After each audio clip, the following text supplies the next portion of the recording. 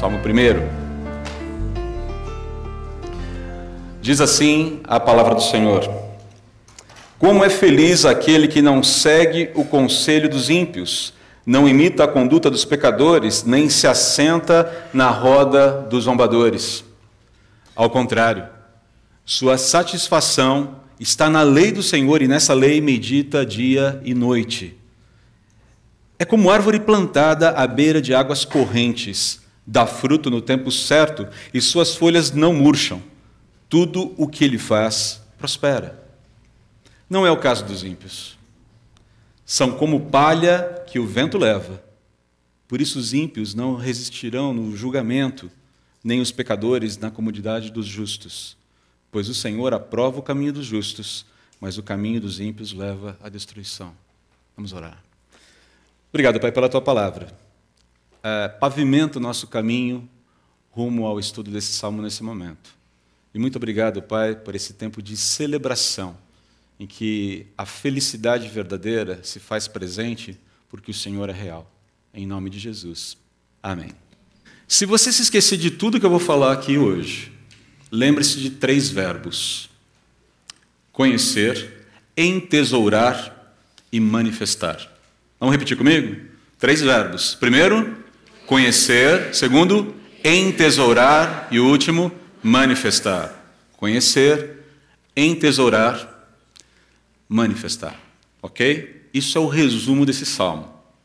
Ok? Mas enfim, vamos lá. Eu creio que felicidade é um dos temas mais importantes para o ser humano. Eu creio que você deve concordar comigo. Todo mundo quer ser feliz, ou não? Eu creio que sim.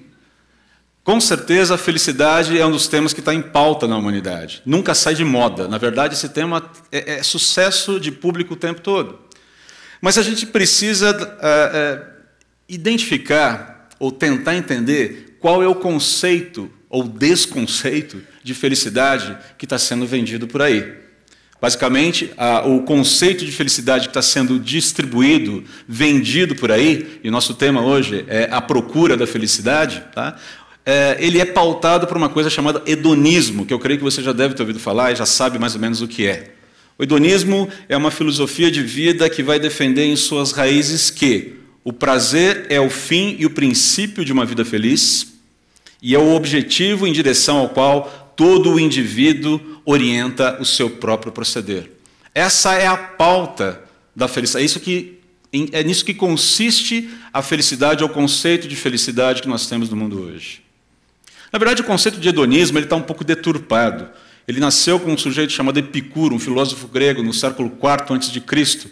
E Epicuro ele distinguia o prazer em 2 frentes: o prazer efêmero e o prazer estável.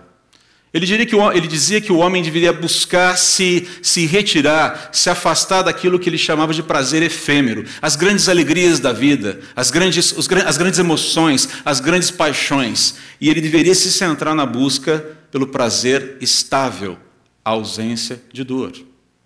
Essa era a lógica de Epicuro. Epicuro era um cara popular na sua época, por conta dessa mecânica, dessa proposta de vida que se materializou naquilo que a gente conhece como hedonismo, mas que foi descaracterizado com o tempo.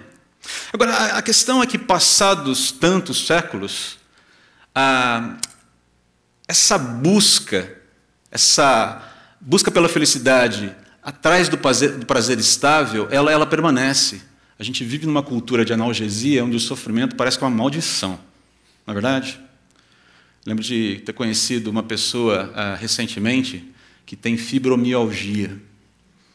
E ela dá um testemunho muito bonito dizendo: eu não posso, não há como eu simplesmente ignorar que eu vou sentir dor. A dor está ali, ela vai ser a minha companheira até o fim dos meus dias. A questão é que eu preciso lidar com a dor, eu tenho que decidir se a dor vai me dobrar, vai dobrar o meu espírito ou não, ou se Deus, sendo maior na minha vida, vai me ajudar a caminhar. Uma decisão minha. A dor está aí, não posso me afastar dela, eu tenho que lidar com ela, é inevitável. Mas perceba que na nossa cultura, tudo o que causa dor tem que ser suprimido, a gente dá um jeito de mandar isso embora da nossa vida rapidinho. Mas não é só isso.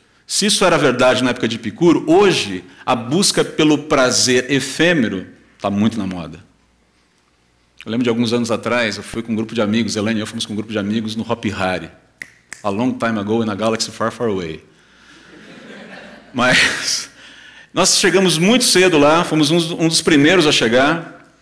O grupo, o pessoal começou a se divertir, todo mundo junto. Foi um dia maravilhoso, ensolarado, gostoso, o parque não estava cheio. E quando chegou lá pelas 6h30 da tarde, quase 7 horas da noite, eu não lembro exatamente que horas eram, o pessoal já cansado, assim, mas satisfeito, contente, porque tinha sido um dia gostoso. Mas tinha um elemento no grupo que não estava, ele não se continha. Pessoal, gente, vamos embora então, já deu, que legal, foi bom. Ele falou, não, dá tempo, vamos mais uma vez.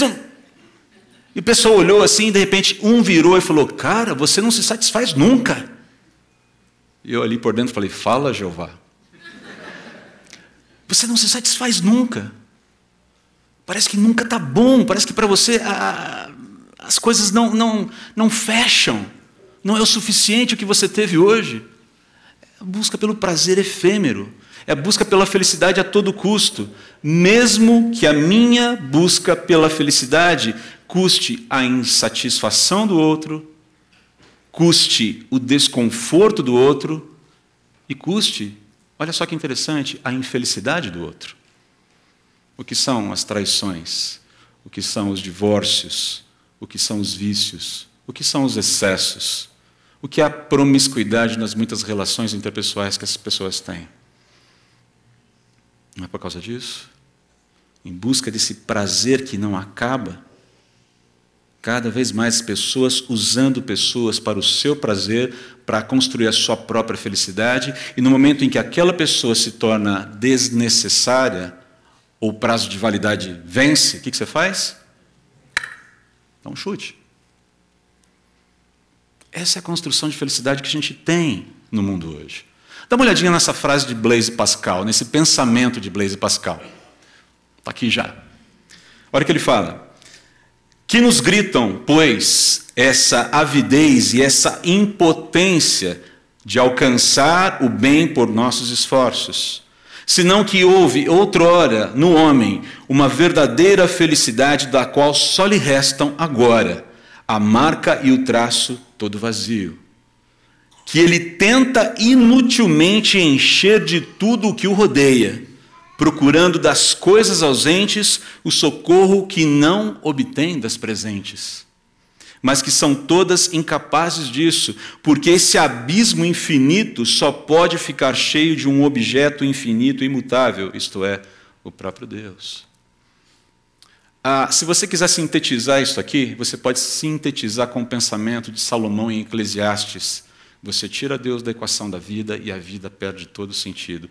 Tudo é correr atrás do vento, é vaidade. Você pode fazer o que quiser, você pode construir o que quiser, você pode ter o que quiser, você pode obter o que você quiser e sonhar. Ainda assim, a conclusão a qual Salomão chega no final de Eclesiastes, capítulo 12, verso 13, é o seguinte, olha, agora que nós já ouvimos de tudo, ou seja, agora que eu já considerei, já mostrei para vocês, eu, Salomão, o grande, o rei, construí todo esse império, fiz tudo que um homem poderia fazer, usufruí de tudo o que alguém poderia usufruir. Quando eu digo para vocês que eu tentei e falhei, então entenda, no final das contas, que o que resta para o homem, sobretudo, é temer a Deus e obedecer os seus estatutos, porque isso é vital para o homem. Ele vai falar isso no final de Eclesiastes, capítulo 12, verso 13. Se Salomão, que foi Salomão, percebeu onde a coisa derrapou, eu acho que a gente tem que dar um pouquinho de crédito para ele. E o alerta de Salomão, a inquietação registrada por Pascal, que ecoa o diagnóstico de Salomão, aponta para o Salmo 1. Queridos, felicidade nós não construímos do nosso jeito, felicidade nós construímos do jeito de Deus, tendo Deus como centro das nossas vidas e andando nos seus caminhos. É simples assim. É sobre isso que o Salmo vai falar. Eu não vou falar nenhuma novidade para vocês, eu só vou falar aquele óbvio que todo mundo já sabe, mas que precisa ser repetido às vezes com uma certa ênfase, para que a gente não se esqueça de que felicidade não se constrói a parte de Deus e dos seus estatutos. O interessante é que no verso 1, o que você vê em primeiro lugar aqui é que a verdadeira felicidade é fruto de restrições autoimpostas. Olha só que interessante aqui.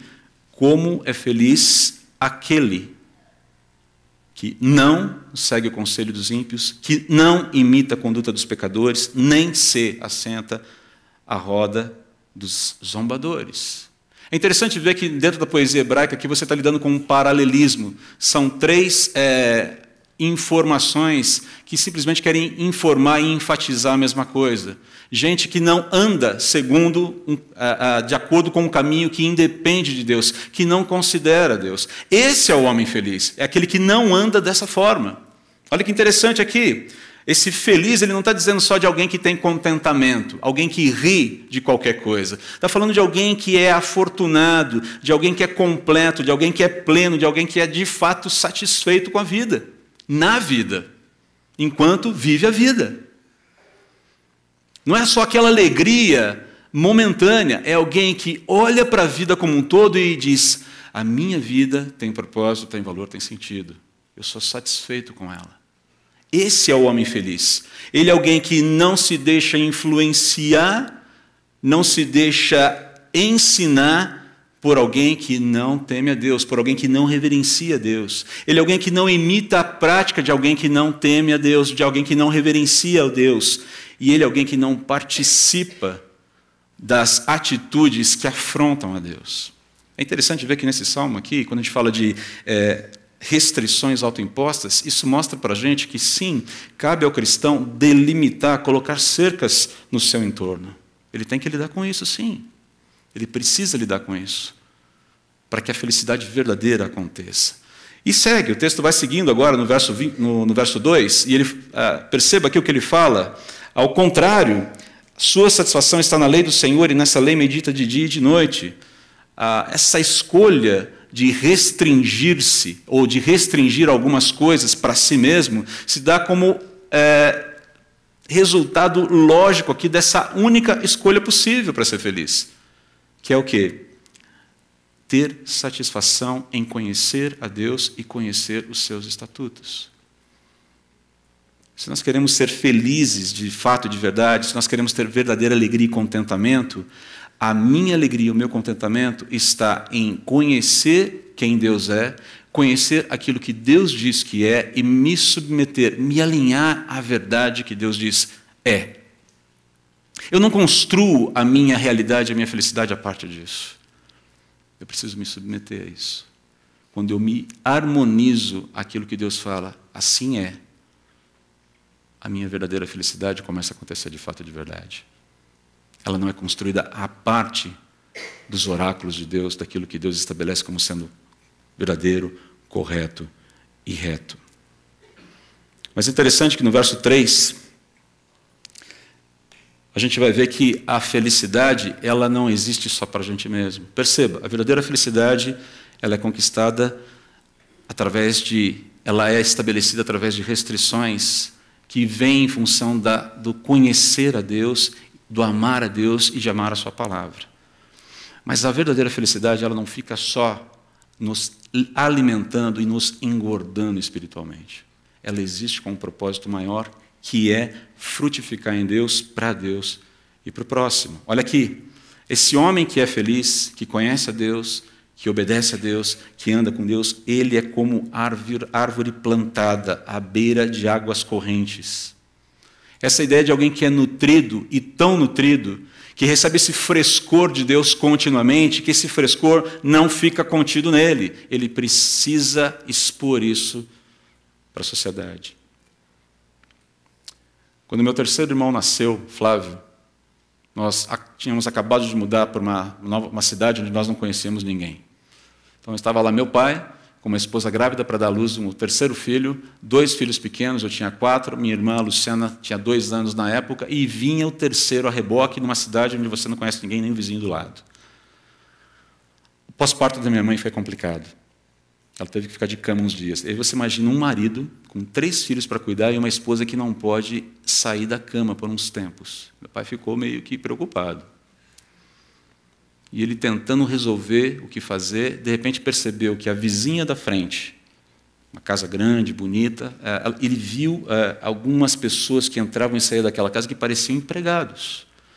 Foi bom, de repente essa pessoa conhece alguém, pode nos ajudar. E foi lá e bateu na porta, daqui a pouco sai a dona Suleide. A dona Suleide é mais conhecida nas minhas mensagens do que qualquer outra pessoa. Vocês vão entender por quê daqui a pouquinho. Sai a dona Suleide. Pois não! Olha, eu sou o vizinho da senhora de frente. Eu percebi, viu lá, como é que é seu nome? Luiz. Aquela simpatia de pessoa. Meu pai explicou a situação, pediu ajuda. Em poucos minutos ela falou, eu vou lá, fique tranquilo, a gente vai dar um jeitinho nisso aí. Não deu meia hora, ela chega lá com uma empregada dela, toda sorridente, parecia que a gente se conhecia há anos. Ela entrou e invadiu a casa, e a casa se iluminou. Sabe aquela pessoa que traz luz para casa? Entrou e iluminou a casa. Alguns diriam que ela foi um tratorzão, mas um tratorzão cheio de amor para dar. Ela chegou, tranquilizou meu pai, vá para o seu trabalho, fique tranquila, nós vamos cuidar aqui, vamos ajudar naquilo que for possível. E meu pai foi, tinha que trabalhar. Bom, resumindo a história para vocês, ela nos levou, a mim e a minha irmã, para a casa dela, ficamos o dia inteiro lá, ela cuidou da gente, deu comidinha para a gente, deu banhinho na gente, devolveu a gente no final do dia, tranquilinhos, bonitinhos, para minha mãe, não deixou minha mãe sair da cama, cuidou do meu irmão, bebezinho recém-nascido, limpou toda a casa, lavou toda a roupa da casa, e quando meu pai chegou à noite, havia um jantar preparado para ele. Só que ela não fez isso um dia, ela fez isso um mês. Você está entendendo por que eu estou aqui hoje? Porque a luz de Cristo brilhou ali de uma tal forma, depois do segundo, terceiro dia, a minha mãe virou para meu pai e falou assim, o que essa mulher tem? Você não precisa nem te responder o que ela tinha. Mas alegria, amor, zelo, cuidado, reverberou, era aquele rio, aquela árvore plantada junto ao rio, que dava sombra, que dava frutos, que dava refrescância para a vida de alguém que estava cansado e precisava de ajuda. É essa a finalidade aqui do homem que é feliz, que conhece a Deus, que estabelece cercas ao seu redor, que entesoura para si a verdade de Deus, é manifestar a glória de Deus. Essa é a finalidade aqui. Mas perceba que no verso 4, há sempre esse contraste. Nós não temos tempo aqui para explorar mais esse contraste hoje. No verso 4, o salmista vai falar assim, olha, pois os ímpios nunca são plenamente felizes, porque o ímpio vive para si. O ímpio quer construir a sua felicidade para si mesmo, e é por isso que ele nunca se farta, ele nunca se satisfaz. Não é o caso dos ímpios, são como a palha que o vento leva. A felicidade é essa felicidade efêmera, a alegria daqueles que não confiam suas vidas a Deus, que não andam com Deus, é uma alegria passageira, ela é no máximo vivida de momento a momento e ela não dura muito tempo. É triste. E é isso que a palavra está falando aqui. É interessante ver que em Provérbios 10, 25, a gente tem um texto muito parecido aqui, que ecoa essa ideia aqui do Salmo 1, verso 4. Provérbios 10, 25 fala assim, passada a tempestade, passado todo o problema, passada toda a crise, o ímpio já não existe, mas o justo permanece firme para sempre. Porque é o Senhor que o sustenta. A ideia do ímpio e do justo aqui não é a pessoa má e a pessoa boa, simplesmente. É uma ideia muito reducionista, pensar que é só isso. A ideia do ímpio e do justo é esse homem que não teme a Deus, que não considera Deus, e o justo é aquele que, por se refugiar em Deus, andar com Ele, conhecê-lo e conhecer os seus estatutos, recebe de Deus a sua justiça. A justiça do próprio Deus lhe é imputada. Ninguém é justo diante de Deus por conta própria, a gente sabe disso. E no verso 5, por fim, o decreto, né? Por isso os ímpios não resistirão no julgamento, nem os pecadores na comunidade dos justos. No fim, queridos, a pessoa que não teme a Deus, ela vai perceber com horror que ela rejeitou a única fonte de verdadeira felicidade. Essa é a realidade daqueles que não temem a Deus. E é por isso que o nosso coração tem que se inquietar ainda mais com o estado de pessoas que nós conhecemos ou não conhecemos, de pessoas que muitas vezes vêm nos buscar pedindo alguma espécie de orientação sobre a vida, tentando entender o que está acontecendo com a sua própria existência, porque eles estão em busca, à procura da felicidade, e a felicidade verdadeira não se encontra em outro lugar, senão no Deus verdadeiro e na sua palavra. Não há outra forma de você ser verdadeiramente feliz, não há outra maneira de haver verdadeira felicidade. E quando nós chegamos no versículo 6 aqui, nós vemos, pois o Senhor aprova o caminho dos justos, mas o caminho dos ímpios leva à destruição. Essa certeza que nós temos de que, andando com Deus, justificados em Cristo, o nosso destino não é vazio. A gente não está caminhando a esmo nessa história, na vida. A gente não está fazendo hora extra aqui. A gente não está se preenchendo com um existencialismo religioso para tentar tapar algum buraco existencial. A síntese da frase de Blaise Pascal é: há um vazio no coração do homem do tamanho de Deus. Você já deve ter ouvido essa frase em algum momento. Dostoiévski vai citar essa frase em algum momento também nas suas obras. Mas a questão é que a religião não é um tapa-buracos. O cristianismo ele é real. A palavra de Deus é real porque Deus é real. Os seus estatutos são verdadeiros e aquilo que ele vem para trazer de preenchimento no nosso coração é real, é verdadeiro e é eterno. Nós não somos simplesmente satisfeitos com a nossa sede existencial agora. Nós temos uma solução eterna que não murcha, que não falha, que não cai, que não caduca.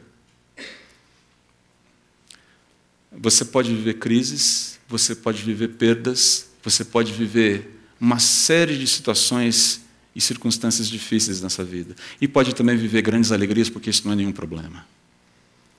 Mas a questão toda é que quando a felicidade verdadeira está centrada, focada, amparada, grudada em Deus, esses momentos em que a grande alegria está presente são vividos com uma intensidade diferente. E quando os momentos de crise também vêm, você pode passar por eles com aquela convicção de que aquilo não vai durar para sempre.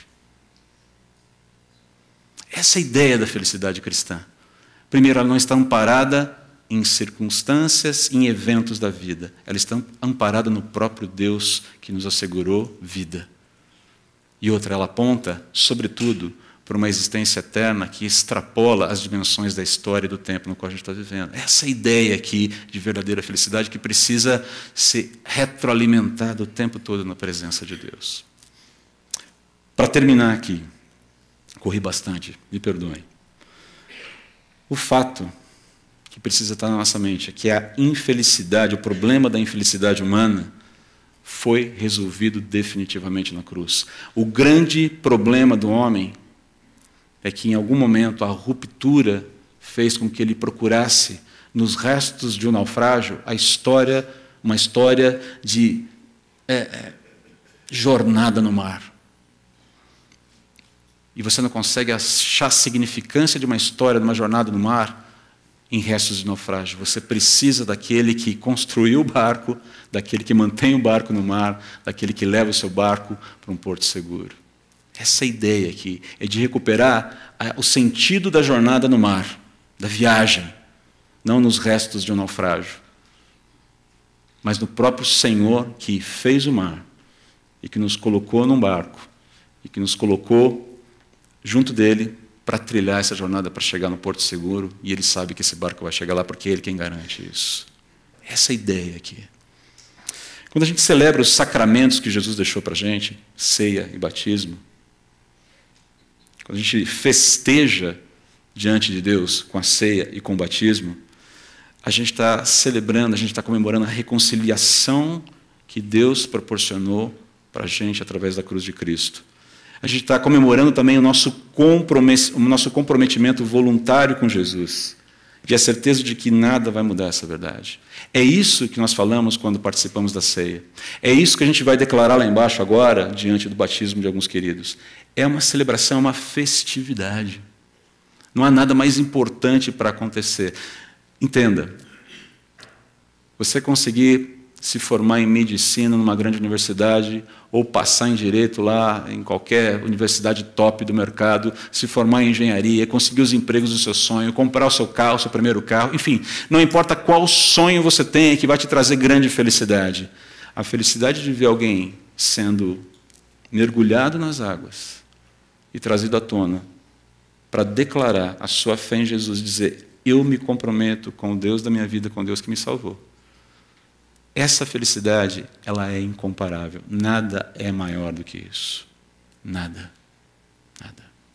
Porque isso está declarando algo que é eterno. Diplomas vão ficar. Estruturas vão ficar. O seu carro 0 quilômetro importado vai ficar. Mas o compromisso com Cristo é o que sustenta você entrar na eternidade. É por isso que a gente tem que celebrar.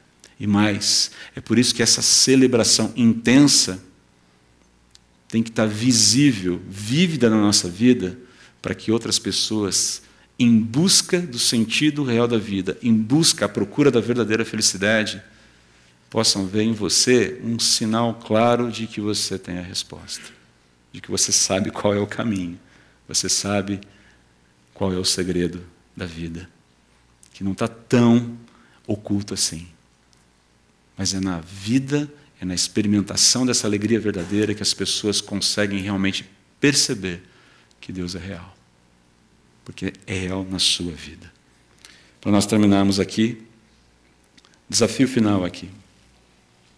Busque conhecer a Deus e sua palavra. Eu preciso interagir com a palavra de Deus para conhecê-lo e conhecer sua palavra. Isso aqui é o alicerce da felicidade. Sem isso, não há felicidade verdadeira. Você vai ter momentos felizes, com certeza, mas o alicerce da alegria verdadeira, da felicidade verdadeira, precisa ser lançado com a relação com a palavra. Ande com Deus segundo a sua palavra. Não basta apenas conhecer. Eu preciso entesourar para que isso seja uma regra que eu sigo voluntariamente por amor a Jesus. E por último, permita-se usar pelo Deus da palavra, a manifestação. O propósito da verdadeira felicidade é aplanar os caminhos para que outros sejam verdadeiramente felizes em Cristo. Essa é a razão de ser de uma igreja. Não vivemos para nós mesmos. Somos felizes em Deus, somos alegres, somos fartos nele, mas não para nós mesmos. É por isso que o foco é de dentro para fora e nunca de dentro para dentro. Vamos celebrar isso agora com o batismo dos nossos irmãos. E vamos celebrar de verdade. Vamos sorrir, vamos nos alegrar, vamos nos encher de regozijo. Porque o que está acontecendo aqui embaixo ecoa na eternidade. Outras coisas, nem tanto. Amém? Deus abençoe vocês.